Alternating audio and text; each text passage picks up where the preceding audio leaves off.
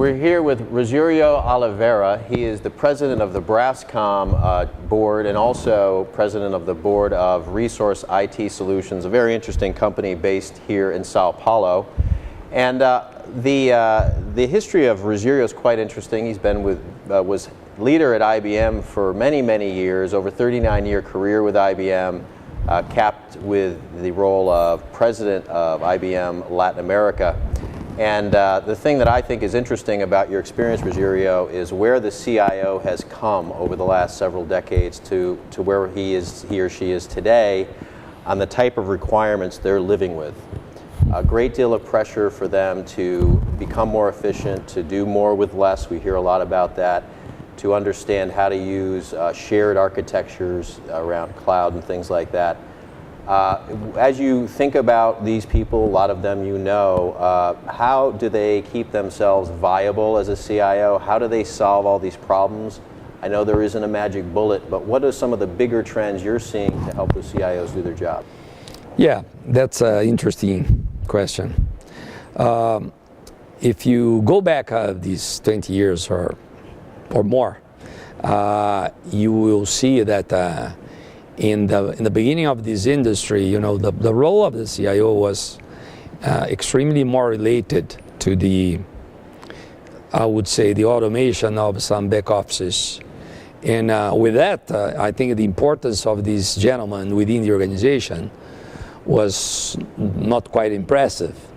And usually in Brazil, it was very typical, CIOs reporting into the CFO. It was a cost center. Yeah, cost center. The guy, typically somebody that could, you know, maybe cut part of the cost, of the increasing cost, or put some speed in the organization because the invoicing, billing, and collection, the administration of the clients, sometimes big clients were starting to struggle with that.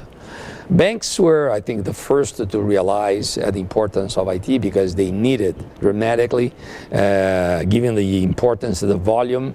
In the case of Brazil, for example, the geographical spread was dramatic, and so they needed to have a better kind of a back office and processing. So along the way, I think these gentlemen started to move from the dark side of the company to the shining side of the organization, because strategically speaking, and with the mobile, I think, coming as well, the whole networking that was available in new applications, the connection in terms of logistics of clients with the supply chain, all those elements that were new, they start to bring this person, which is the CIO, into or closer to the boardroom, where the organization was taking decisions, because no longer was possible to take a strategic decision or entering new markets or expanding product lines or doing anything without the IT infrastructure. Was impossible to do that. So more and more, so I see today many big clients from IBM at that time that the CIO is really into the board. Some big banks, they have this style of putting in a single room all the top VPs. Today, the CIO is in that room, not outside as in the past. So that is, let's say, is a dimension that I see more and more today. So this, I would assume this is a good sign from where things were. And I also want to know, how does that impact the relationship with a strategic IT outsourcing organization? How much does that enable that service provider to deliver higher value, to deliver innovation? I think the relation with the suppliers, I would say, have changed a lot in the last couple of years.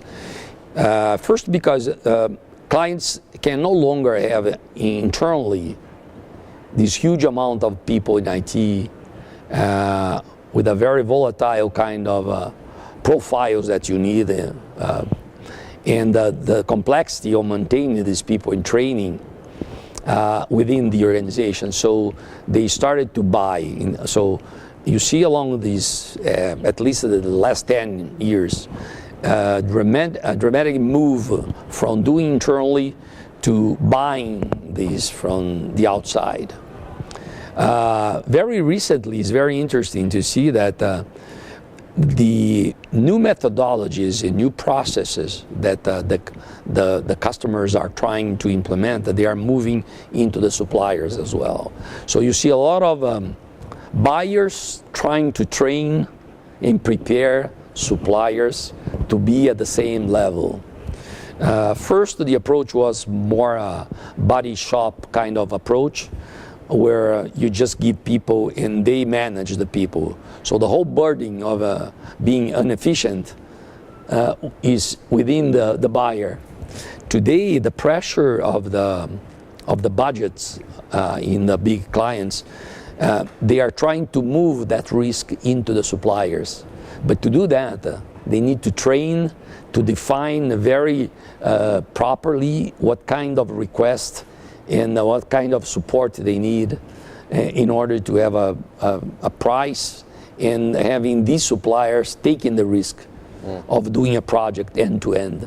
And so this is something that is going on right now. The thing we notice at Nearshore America is a lot of the core of the matter is the vendor management role and how mature the buyer is on managing those vendor relationships. Well, you see the same thing, you know, there's a big evolution. So majority of the big clients, they used to have 10, 15, 20 suppliers. All of them are in this discussion, some of them pretty advanced already, saying I'm going to be concentrating my suppliers, but I need better suppliers with a single process, because I need to manage seamlessly this kind of supply chain. So I need people really trained, understanding my projects or my systems. And so there's this complicated decision. Sometimes some clients, they outsource the whole application. So the intelligence is outside, which creates some fear in some clients. So I see clients that move back and forth on this. At a certain level, they realize that control of the application is not inside anymore. So they try to recover this thing. From time to time, they decide to move away this because, you know, you take care of this application, you manage. Requirements from legal, for example, or taxation, you do it, you know. I'm going to pay you to do it. Absolutely. I don't want to be engaged with that, you know. So there's this idea, some, you know, point of views that are different in some clients. Banks are more careful to move outside this intelligence, for example. Do you buy into the concept that with all of this pressure to leverage service providers, that at some point organizations will rely on one single systems integrator or service provider to manage 5 or 6 others? Is it ever going to reach that kind of complexity? Yeah, that was a little bit part of the IBM is somebody that really thinks that this is possible. Being pragmatic, you know, I believe it's going to be very complicated for somebody, one single point of contact for everything and every demand. The question is, what is the balance? What is the right balance?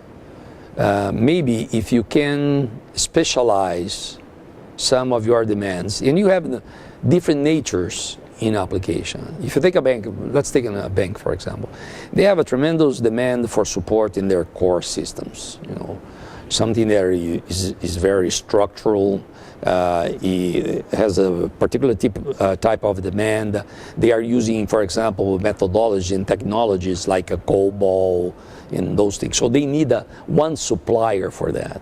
At the same time, they are entering in the web, in the mobile, and they need potentially a different kind of supplier, because the methodology and the process you're going to be using to develop applications has no precision as the ones from the legacy. You need a different model of development, more a try and buy, a technical team more connected with the line of business that are handling the clients, because you're going to be experimenting things. You're going to implement something, you learn, you change on fly. Sure. So maybe you need a different supplier for that, you know, using. So, let's end on that note. I'd love to hear more. I'm sure our audience would too about this organization you're involved with now, Resource IT Solutions. We talked about it a little bit yesterday.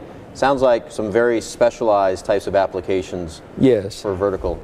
Well, usually those Brazilian companies, and this has been a very interesting experience for me as a manager, they tend to aggregate and be specialized in creating some clusters around some knowledge.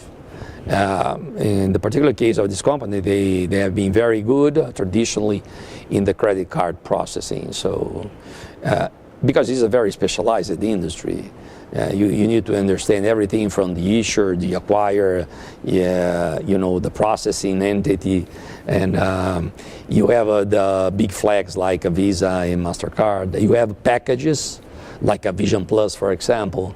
So it's easier and better for the clients if you have a company that is very specialized. Or, for example, the other capacity that they have is SAP, for example. So you create a competence around some niches or some industries. With that, you can be a fantastic player, not only in Brazil, but outside, because, you know, credit cards, at the end, they are pretty much similar here or in Chile or, you know, in some other place. By the way, the large processors, usually they have one center that supplies services for many, for a geography, for example. So many companies in Brazil, they have been, you know, creating this specialization in some capacities. So my role is helping them in this governance model and maybe being more capable to do cross-selling, to aggregate more technology, approaching, for example, IBM to use the fantastic middleware capacity in terms of software that IBM has, and with other suppliers as well. But, you know, given my legacy with IBM, it's natural that we create that kind of approach. But this is the nature, I think, of excellent. Well, after 39 years at IBM, most people would think you'd be out up in Rio playing tennis every day. So we give you a lot of credit for starting your next career. Thank you. Yeah, you know, I still like to play tennis. I try to play every week. The body is still complaining. My body is still complaining. Well, so it's better don't play every day, you know. Okay. So I need to work. Yeah. All right. Very good. Well, great to see you again, and we'll check in with you the next time. Thank you. Thank you.